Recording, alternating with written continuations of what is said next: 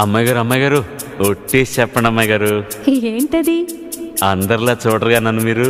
అంటే ఏదో నాకు తోచింది మంచు చెడ్డో చేసేస్తూ ఉంటా కదా. అయితే అయినా నా మీద ఎప్పుడైనా కోపం వస్తుందా మీకు? రాదులే. అంటే అంటే నేనంటే నువ్వంటే మీకెంతో నాకెంతో ఇష్టం అన్నమాట.